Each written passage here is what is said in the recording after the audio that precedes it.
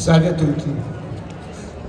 Allora, io lavoro in una comunità per disabili adulti, amo molto il mio lavoro e appunto per questo sento sulla pelle il discorso dell'articolo 32.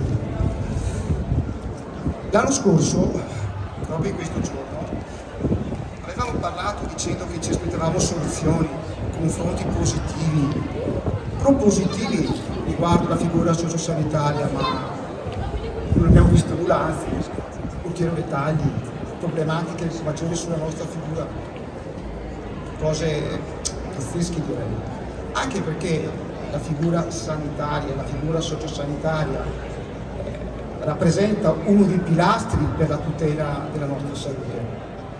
Io credo che un paese moderno o che vuole farsi vedere moderno e che non supporta e che non investe sulla salute pubblica è segnato purtroppo a subire inesorabilmente un ridimensionamento, e noi credo lo stiamo vedendo giorno per giorno che l'Italia in ogni contesto sociale, sanitario, qualsiasi, sta ridimensionato.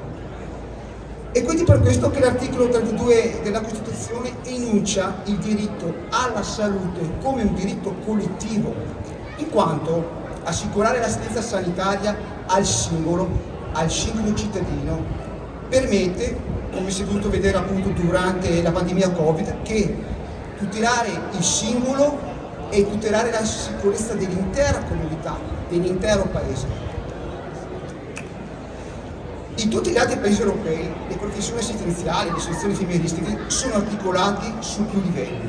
È giunto il momento anche per noi, nel nostro paese, se vogliamo considerarci un paese europeo, ma da qualche dubbio ormai, di rivedere dopo 23 anni dall'accordo tra Stato e Regioni il percorso formativo complementare per gli operatori sociosanitari. Ogni cosa deve essere finalizzata a soddisfare tutti i nuovi bisogni di salute della popolazione: cambiamento demografico, cambiamento sociale, cambiamento economico. Reputo che la situazione dell'OSS sia attualmente impensabile e insostenibile.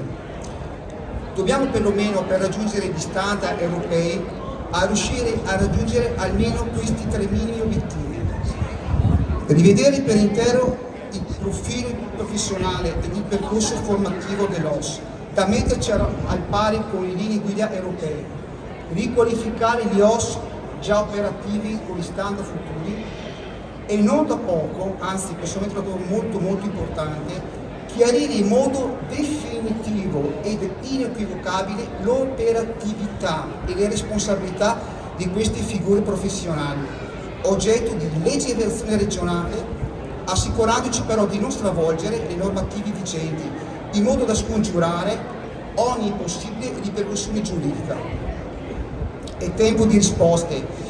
È tempo di sentirsi parte fondamentale di questo sistema, perché sostengo che il nostro ruolo sia insostituibile, non solo come figura lavorativa, ma come figura di sostegno morale, elemento di fondamentale importanza. Vorrei finire con il mio discorso. Essendo dipendente IPAB, dall'anno scorso chiedevamo la famosa riforma dell'IPAB. Non si è visto ancora nulla.